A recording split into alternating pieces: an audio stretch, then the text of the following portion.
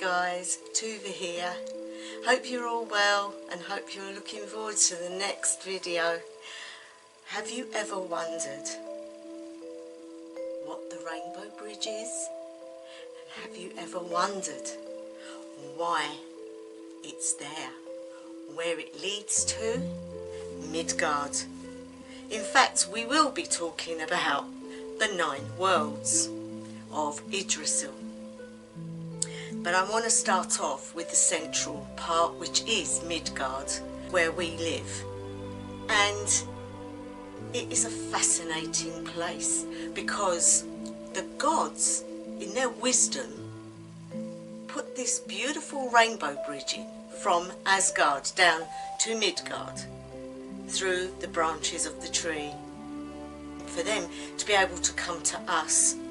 So it's pretty fascinating, to say the least. Now, there are people that live in Midgard who have special abilities, and they are able to see and hear things that others cannot see or hear. It is said that Midgard has water all around it to stop us from getting attacked. They have the ability to sense when there are creatures that don't belong to this world appear, and so they can then ask their helpers and their guides and their deities for help because they know it's not correct. There's also people that can talk to deity and get answers and get help also. And what do I mean by help?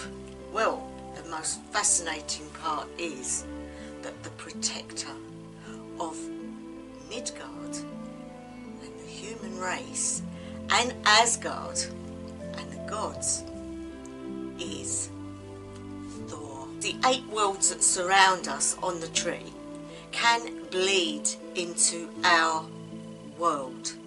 Hence, you will see things or hear things that we're not meant to. Nothing like what our world is like. Some of the other worlds are totally different.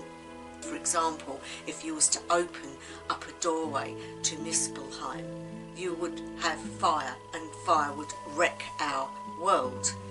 It doesn't wreck its world because that is what it's made of. It is said that the Rainbow Bridge that takes us to Asgard is an access point for those that attain almost godlike status ourselves because of what we have learnt, and we find that ability through portals to get across that bridge. Who knows what we could achieve? And I think that is also what the gods wanted us to know, that we can also attain that glory, that honour, that we think is only for them. But if you look at the gods, they are not perfect. They, like us, can have faults, and they also, like us, can get killed.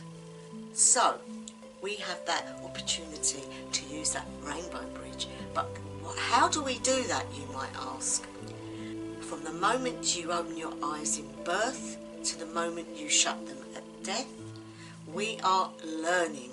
We have things that we go through and a problem to be solved in many areas. We go through life learning lessons, learning how to live here in the way that is best for us in this lifetime. And when we finish, if we have not learnt those lessons, we find ourselves back in a new life, in a new body, in a new situation, but with lessons to learn. We are placed in the middle. The gods want to protect us because we are like them, but we also love them. They are like us, and they know we love them. They also love us back. But obviously they are gods, and they have jobs that they do.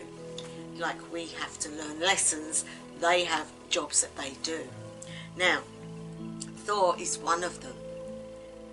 Have you ever heard a mighty thunderstorm with lightning? Can be quite frightening, yeah? Well, back in the Viking times, they would see these terrible storms with the hail and the snow and the harsh realities that they lived in. They would see that and think, hail Thor. Thor is fighting. He is on his chariot, which is drawn by the goat, with his hammer, fighting the giants. And that is what the noise is all the time. We hear that noise. We know Thor is protecting us. Also, after a big storm, you will get a rainbow, and that would be clarification to them that not only did Thor fight the battle and win, the rainbow bridge was him going back to Asgard. Totally amazing. I love it, guys. It just amazes me. Because we know so much more science today, we would probably laugh at that. How do we not know that it is actually Thor fighting the giants, the ice giants and the fire giants and all the things that are going to come and hurt us? Thor and his mighty hammer. We don't hear about his gloves or his belt so much, maybe in the films, but also it is written about these things. Now, he was basically very down to earth because of his upbringing. His father, a mysterious god that travelled around and had magic and all that, was totally different to the way Thor was. Now, Thor had powerful abilities because his power, his size, and he had a lot of feeling for humankind. Now, earlier I was talking about we don't hear about his belt or his gloves. He had these magical engravures. They were so he could hold his hammer.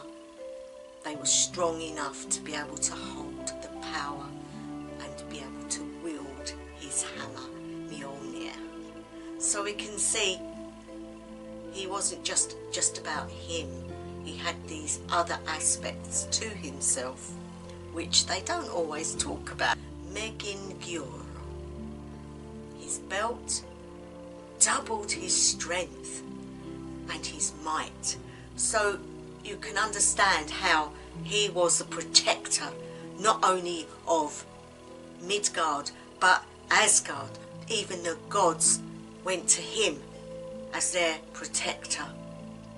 He was very, very strong and mighty. When he banged his hammer, it could bring total disaster. When he threw it, it would come back to him. Only he could use this hammer in the way it was meant to be used. It was made purposely for him. So we can see what a large figure, what a powerful figure this God is. And to have him on our side is pretty amazing. You can also see why the gods would have almost put him in place of Odin, because you see, Odin was a magical being, a god that was in thought. He didn't have that get out and fight attitude, even though he's shown that way. Yes, he was a god of war, but when it comes to Thor, he had this outgoing attitude and this powerful hammer. So he became more popular in some ways to his father, which you can understand to some extent. So what was the rune used for Thor? Now we know that Thor's day is Thursday, and we also know that Thurisaz, the rune. And if you look at it, you can see not only of the thorn in the side, but also the hammer. I can see that is Thor's rune.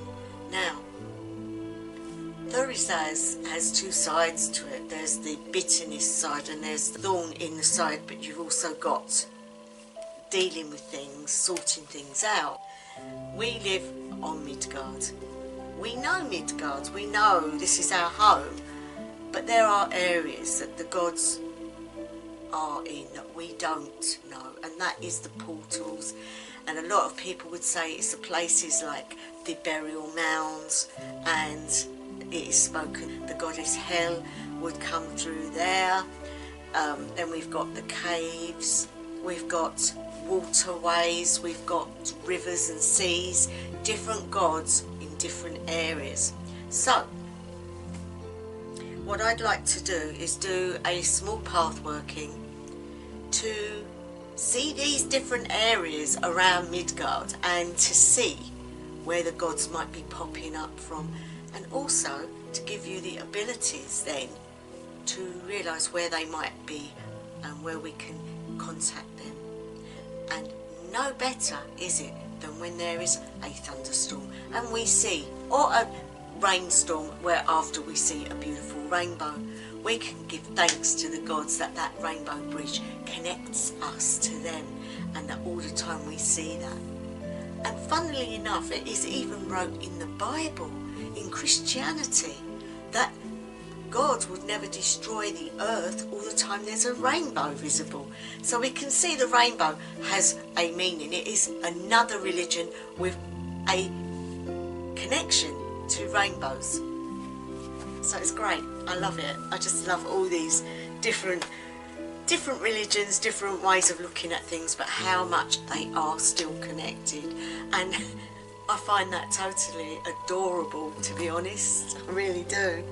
Now on the altar, I've got incense burning. I've got sandalwood, funnily enough. I love sandalwood because it gives off such a beautiful aroma, and also I feel it's so connected to these guys, the love that they have.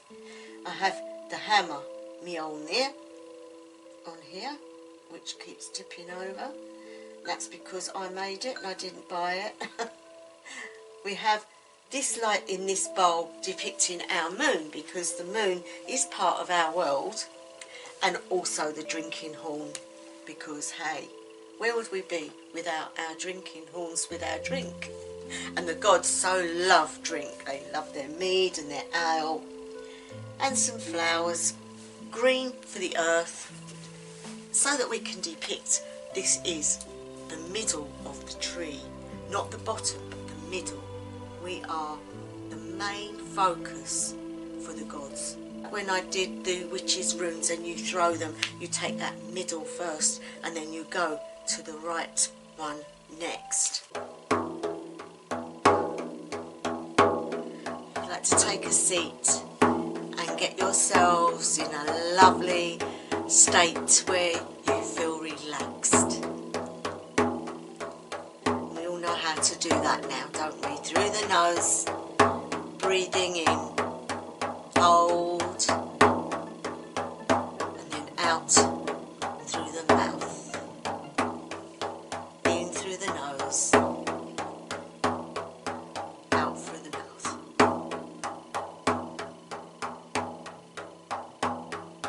Close your eyes, start to relax. Let all problems dissipate. You are feeling happy and warm, and you are where you're meant to be.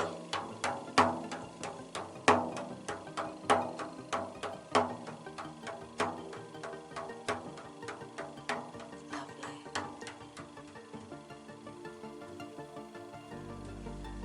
You find yourself in a field, and this field is beautiful. It reminds you of how beautiful our world is, how green and lush and full of food and plants and animals and everything that we could possibly need to keep us alive and sustained. As you walk around the field, you have nothing on your feet, and you can feel the grass, and the wet dew on it. It's in the morning, and it's lovely.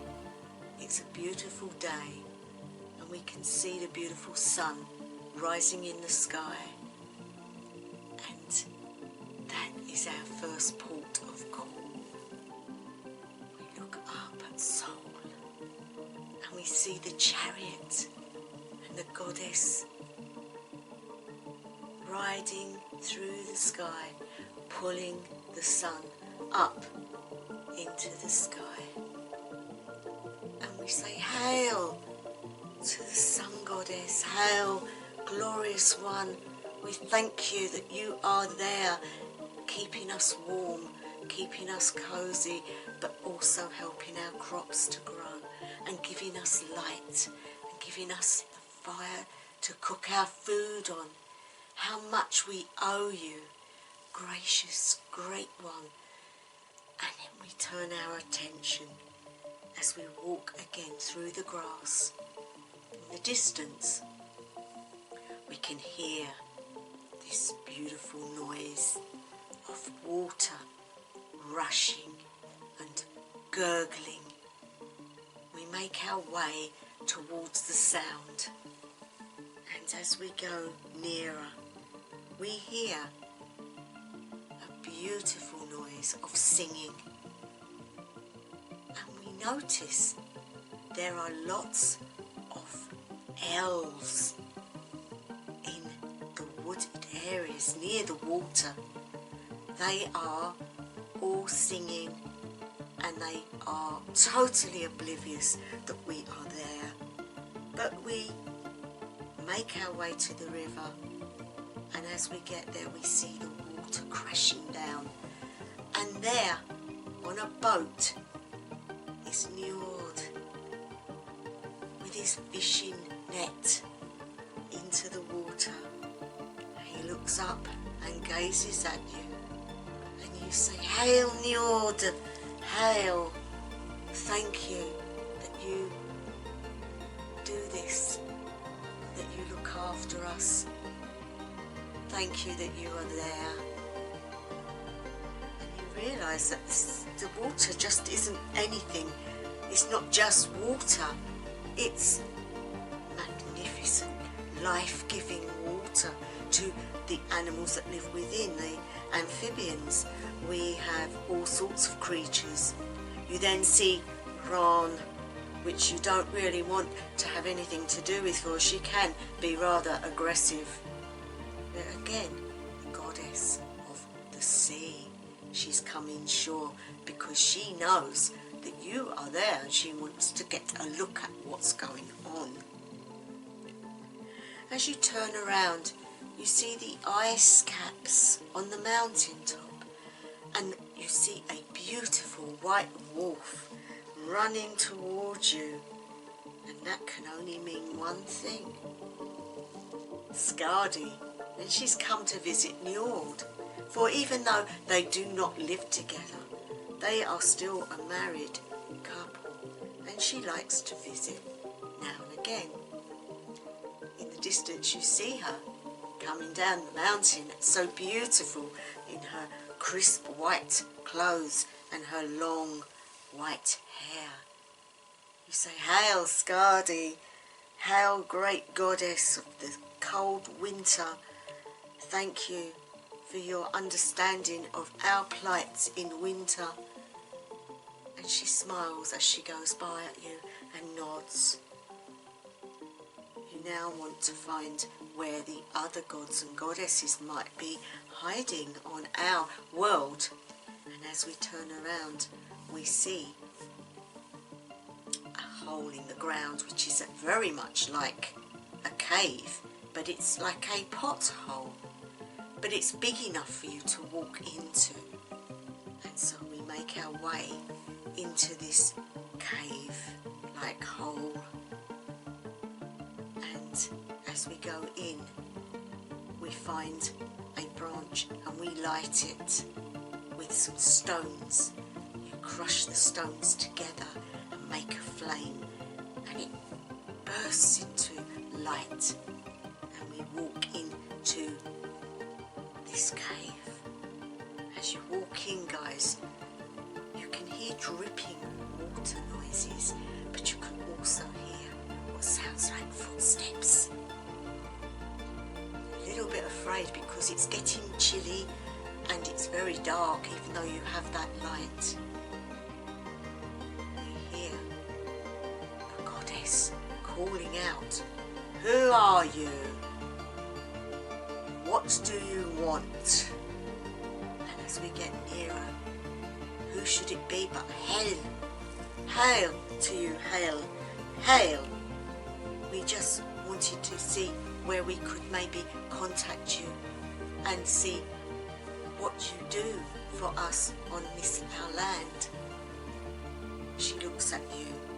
She says, "Well, my friend, it's not your time to come to my realm, but I will tell you that at the right time and the right place we will meet again, and you will come to my realm, which is Helheim.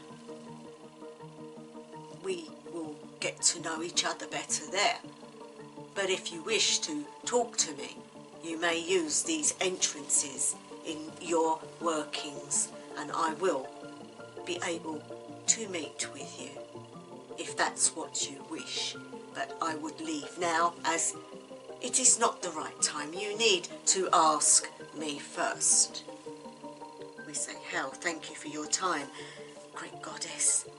And you come away and you look up at the tree, a huge oak tree. And who should you see sitting in a branch but Loki?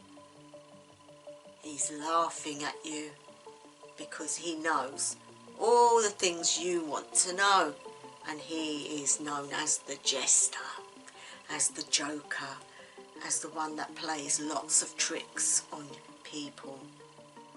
But you give honour to him and you say, "Hail, great one, hail, Loki." He then disappears, and then you see Thor, and you see the lightning and the thunder, and the rain comes down. You are getting soaked to the skin, but you don't mind, for there he is in all his glory, this great big god with his hammer, with his iron gloves and his belt. And he bangs his hammer, and the sky all clears, and you see the beautiful rainbow bridge going up into the sky towards the top of the great tree, Yggdrasil. You say to him, "Hail, Thor, protector of Midgard and Asgard. We give you and pay you homage and honour to this day." He smiles at you and he says, "You are very welcome, my child. I need to go now, for I need to get back to Asgard in case the giants are attacking there." And he waves to you and he is gone. At this point you realise that in all these different places we can find the gods and the goddesses. We just need to have that understanding in our minds and to be open that these are in these areas. But we can also realise we will see things other than deity. If you do not be afraid, for we've been given that vision so that we can stay safe. For the god Thor is looking down on us and keeping us safe. At this point, guys, we know we have to go back because we cannot be in this position for too long. For to be path working too long can make us want to keep doing it. But it is lovely to spend time with all of these beautiful gods and goddesses. It is lovely to see where we may find them when we want them. And so we find ourselves back in the beautiful field with the grass under our feet. But it is now coming up tonight, and we see not pulling through the sky, the darkness, and the moon coming through also. We say hail, not hail, Manny. And with that we find ourselves back where we were. And when you're ready, guys, open your eyes, wriggle your toes, wriggle your fingers, and go and eat and drink, because we need to ground spiritually to these energies. They become friends, they are people, they are gods, they are goddesses, they are giants, they are elves, they are, because we see them that way, we believe them that way. For those that just look at the teachings and the books, that is where they're at and their pathway, but it doesn't stop you from walking your pathway. But this series that I'm going to do is showing it from the aspect of them being real. The energies are real. The magic is real. That's the way I am anyway, guys. Thank you to those that are always there for me. I really do appreciate it. Welcome to new subscribers. I do appreciate you too. And to those that are popping through, think about subscribing, then you won't miss anything.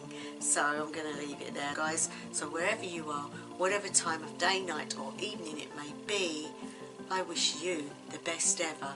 House of Alang.